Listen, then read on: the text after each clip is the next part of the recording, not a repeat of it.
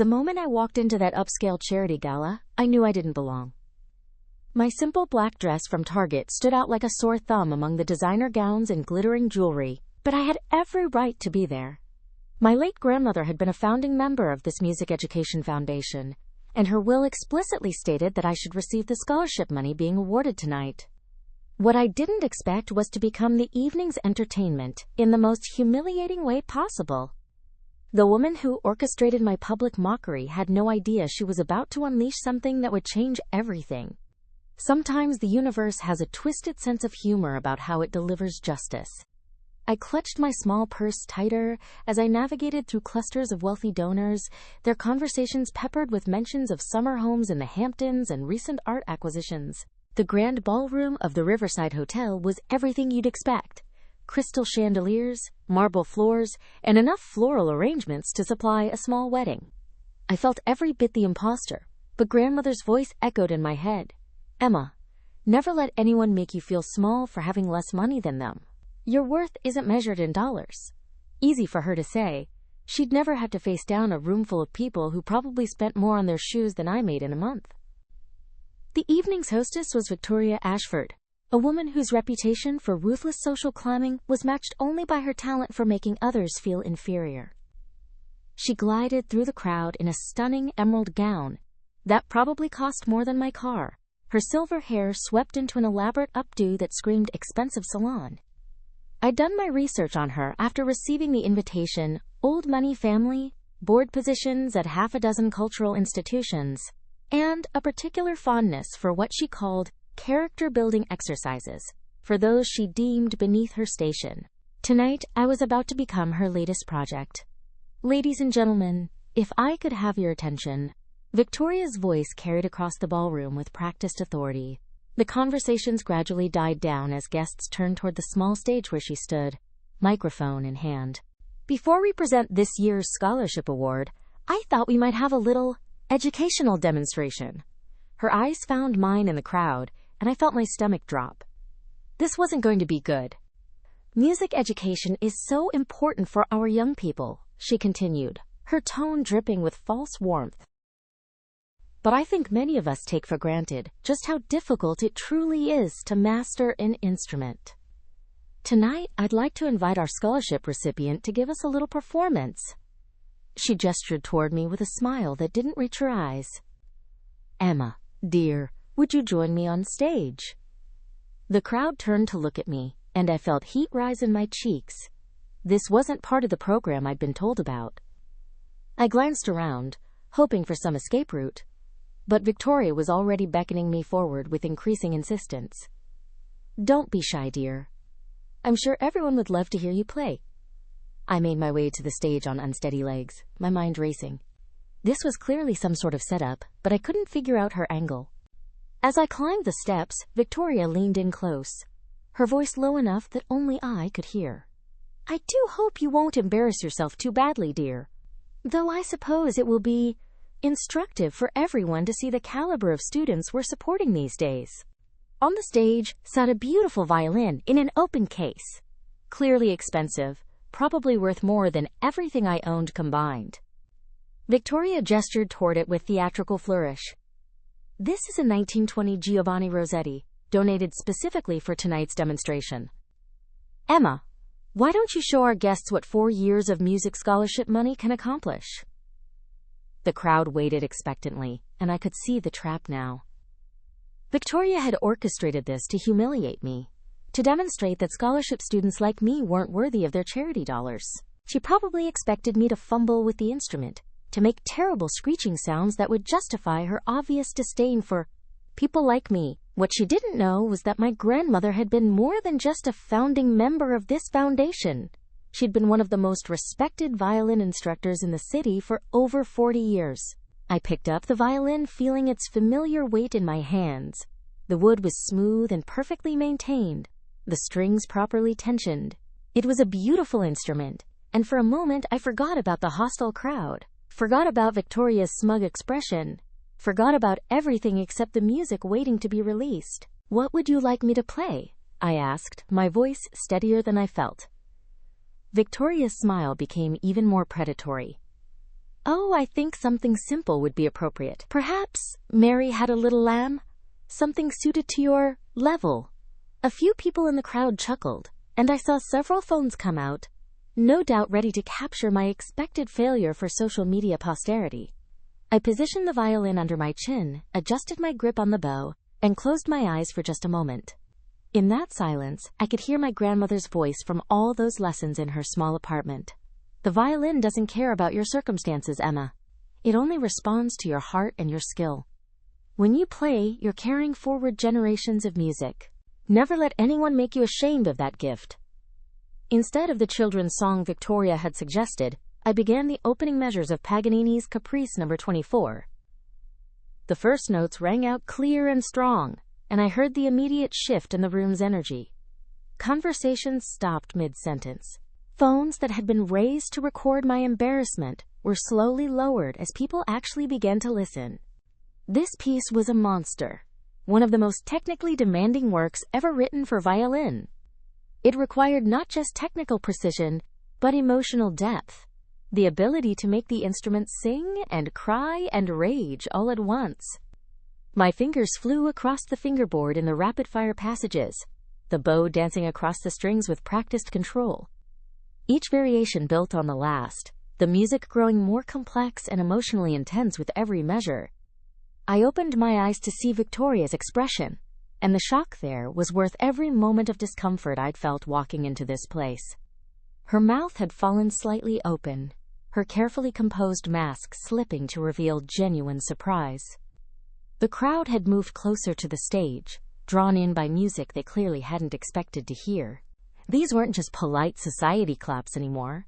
These were people genuinely moved by what they were experiencing. The piece demanded everything I had, not just technical skill, but the ability to channel years of loss, struggle, and determination into something beautiful. Every late night practicing in my tiny apartment, every time I'd had to choose between new strings and groceries, every moment I'd questioned whether pursuing music was worth the financial sacrifice. It all poured out through the violin. This wasn't just a performance. It was a declaration. As I moved into the final variations, the music became a conversation between my heart and the instrument. The violin responded to every nuance, every emotion, singing out across the ballroom with a voice that commanded attention and respect. I could see people in the crowd wiping their eyes, completely transported from this stuffy charity gala to somewhere music could touch their souls directly. When the final note faded into silence, the ballroom remained completely still for what felt like an eternity. Then someone started clapping, slowly at first, then with increasing enthusiasm. Within seconds, the entire room was on their feet in thunderous applause. I saw grown men with tears in their eyes, women clutching their pearls not in shock, but in genuine emotion. Even the waitstaff had stopped their work to listen. Victoria stood frozen beside me, her carefully planned humiliation backfiring spectacularly. She'd expected to expose me as an unworthy recipient of their charity, but instead had given me a platform to demonstrate exactly why music education mattered. I set the violin carefully back in its case, my hand steady despite the adrenaline coursing through my system. "Thank you," I said into the microphone, my voice carrying clearly across the ballroom. My grandmother always told me that music is the great equalizer. It doesn't care about your bank account or your zip code or what designer made your dress. It only cares about your dedication, your passion, and your willingness to serve something greater than yourself. I looked directly at Victoria as I continued. She would have been proud to see the scholarship supporting students who understand that music isn't about impressing people at fancy parties. It's about touching human souls. The applause erupted again, even louder than before. People were calling out, "Bravo!" and "Extraordinary!" Victoria's face had gone through several shades of red, and I could see her struggling to regain control of the situation. She'd wanted to put me in my place, but had instead elevated me far beyond anything she'd anticipated. An elderly man with distinguished silver hair made his way to the stage, and I recognized him immediately. James Montgomery, the Foundation's president and one of the city's most respected patrons of the arts. He took the microphone from me with a warm smile. "Ladies and gentlemen, I think we've just witnessed something truly special. This is exactly why this foundation exists, to support artists who remind us why music matters. He turned to me with genuine warmth in his eyes. Emma, that was absolutely magnificent. Your grandmother would indeed be very proud. Victoria attempted to regain her composure, stepping forward with a forced smile. Yes, well, it was certainly unexpected, though I do think we should discuss appropriate repertoire for scholarship recipients. Perhaps something more accessible to our donors would have been. Mrs. Ashford? James interrupted smoothly. I think our donors are perfectly capable of appreciating exceptional artistry when they hear it. In fact, I believe Emma has just provided the most compelling argument for increased funding that we've heard all evening. The crowd murmured agreement, and I saw several people already reaching for their phones, not to mock me, but to share videos of something genuinely beautiful they'd just experienced. A woman in an elegant navy dress approached the stage, her eyes still bright with emotion from the performance. Excuse me, dear, she said to me, but I'm Catherine Wells from the Metropolitan Symphony Orchestra's board. Would you be available to audition for our Young Artist program next month? That performance was absolutely extraordinary. Before I could respond, others began approaching, music teachers wanting to know about my training, fellow musicians eager to connect, donors suddenly interested in expanding the scholarship program. Victoria found herself pushed to the edges of conversations that had completely moved beyond her control. I trained with Elena Volkov downtown. I explained to a gathering crowd of interested listeners. She was my grandmother's closest friend and continued my lessons after grandmother passed.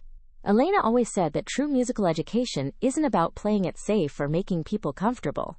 It's about pushing boundaries and demanding excellence. James Montgomery nodded approvingly. Elena is legendary in this city. The fact that she took you on says everything about your potential.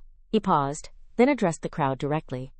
I think tonight has demonstrated that our scholarship program is working exactly as intended, identifying and supporting artists who might otherwise go unrecognized. Victoria made one last attempt to reassert control.